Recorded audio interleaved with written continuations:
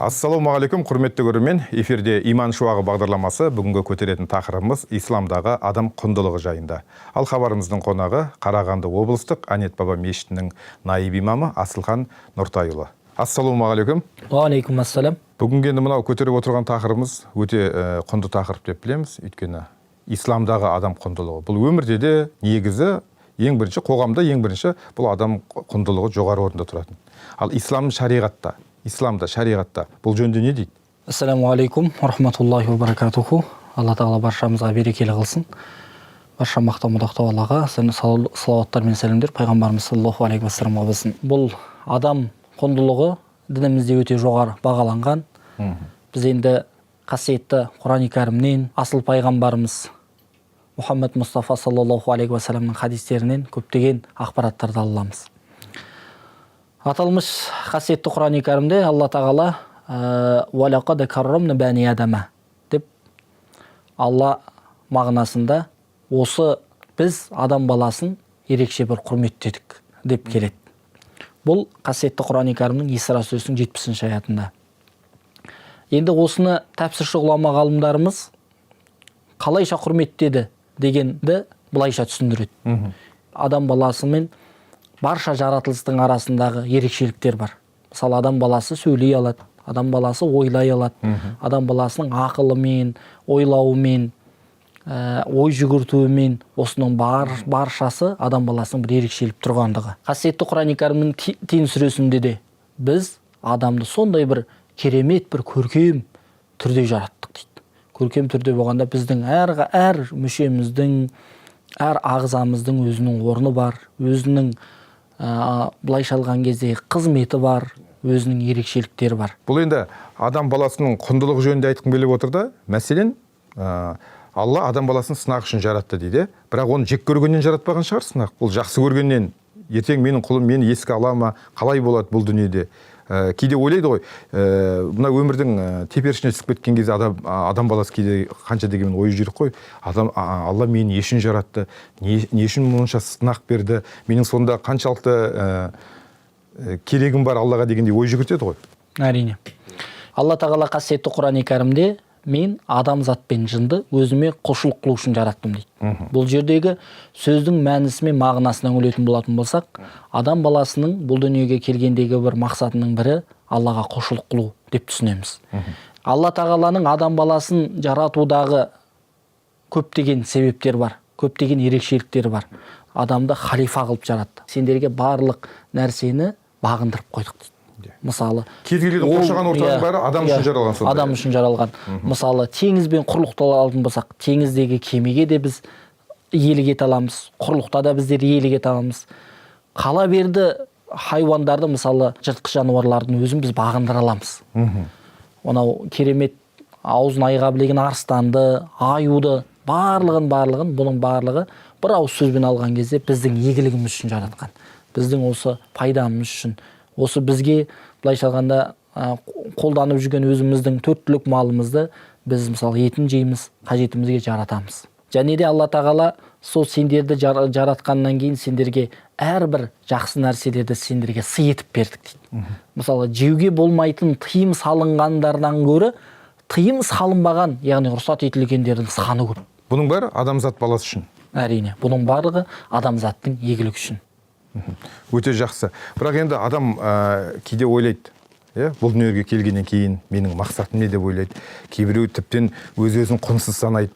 Мен бұл өзге келгендегі мақсатым осы ма деп. Бірақ адам осы дүниеге келген үшін Аллаға шүкіршілік ету керек шығар. Әрине. Негізі бұл өмірдегі келген адамның мақсаты осы өмірде өзіндік бір орнын таба білу. Мысалы, ұрпақ өсіру, ұрпақты жеткізу. Кешегі аталарымыз өздерінің сөздерінде айтады ғой, біз дүниеден өткеннен кейін артымыздан Құдай рахмет айласын деп айтатын ұрпақ болса екен дейді. Сол мақсат, сол аталарымыздың сөзінің өзінен ақ қарайтын болатын болсақ, адам баласы келгеннен кейін осы өмірде өзіндік бір өмірін сүріп, оған қамқоршы болған ата-анасын сыйлап, құрметтеп, өзінің белгілі бір жасына жеткен кезде үйленіп, отбасын құрып, былайша алғанда ұрпақты өрбіту. Енді сол ұрпақ дүниеге келгенде не істеу керек болады адамның баласына міндеті? Сол ұрпаққа дұрыс тәрбие беру керек болады. Кешегі бабаларымыздан қалған сөзді айтады ғой. Білім берілуі мүмкін адамға. бірақ білім берілгеннен кейін тәрбие берілмейтін болатын болса, онда ол өте бір апат болады дейді. Сондықтан бабамыздың айтып кеткен сөзі бар: тәрбие бір бөлек, білім бір бөлек дейді. Тәрбиесіз берілген білім адамзаттың қас жағу дейді. Фараби бабамыздың айтқаны ғой енді. Әрине. Бірақ енді осының бәрін адам бұл дүниеге келгеннен кейін, жақсы өмір сүрсе, Алла тағаланың бұйрығына бойсынатын болса, ата-анаға құрмет көрсететін болса, жақсы бір қария болатын болса, артына жақсы ұрпақ қалдыратын болса, ертең арғы дүниеде оның сыйы Алла тағала жәннат дейді ғой. Әрине. Онда керемет екен. Бірақ адам кейде осы өмірде өз-өзін құнсыз санайтындар бар. Мәселен, бұл мен жай нәрсеге төзе алмайтын нәрсе бар. Кейде өз-өзіне қол жұмсайтындар бар. Алла тағала бізді керемет қылып жаратты. Әрине. Қуанып жаратты, бәрін адамзат үшін жан-жағына берді, бүкіл дүниені адамзатқа бағындырып қойды, бұл айтқанда осы дүниедегі. Бірақ адам сонда да өз-өзіне көңіл толмай, кейде құнсыз санап өз-өзіне қол жұмсайтын кез болады. Неліктен? Енді мысалы жаңа айтып жатырмыз ғой, адамзаттың асыл тәжінің сөзінде былай деп айтады: «Иннал муъмина акраму минал малаикати индаху».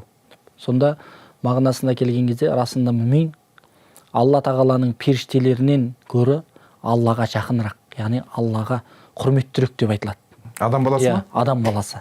Расында адам баласы. Осындай бір сәтсіздіктерге ұшырап, бұл өмірден қанша да бір қайғы қасірет көрсең де, Алладан үмітіңді үзбе дейді. Кешегі бабаларымыздан қалған сөзде.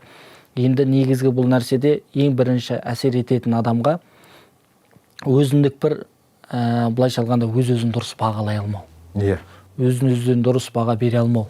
Содан кейін алдынан келген қандай да бір қиындыққа соған төзіп бере алмау, төтеп бере алмау.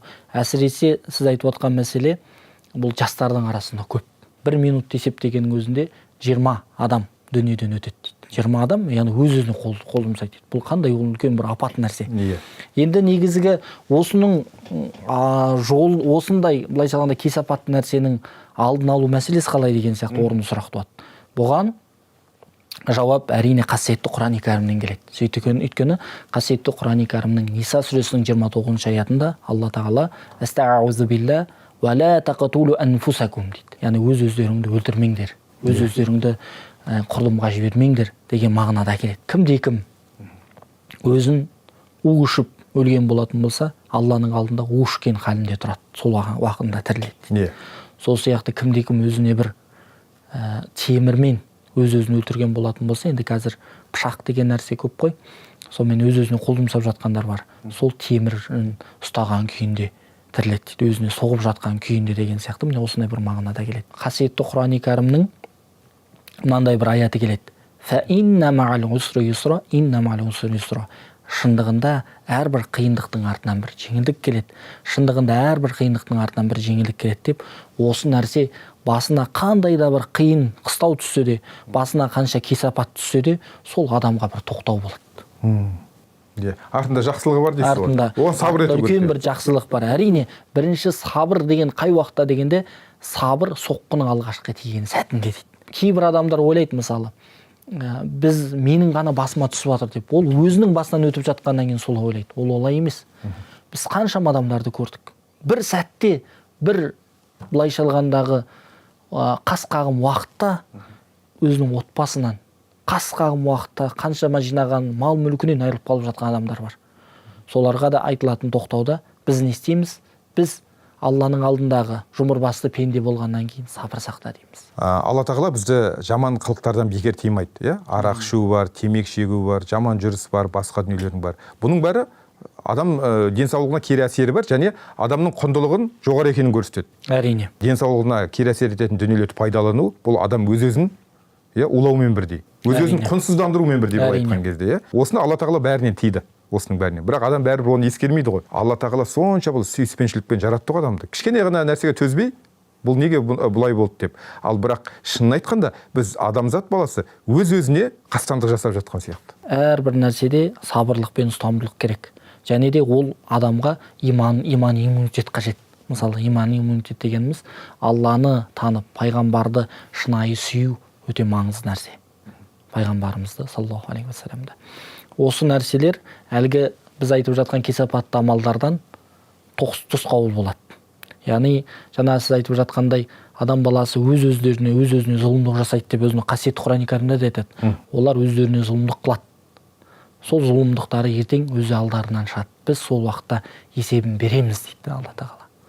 Сондықтан бізге адам баласына, жұмырбасты пендеге қажетті нәрсе Алланың тыйғандарынан тыйылып, бұйырған амал әрекеттерін жасауымыз. Өйткені оның әр қайсында үлкен бір даналық жатыр. Үлкен даналық.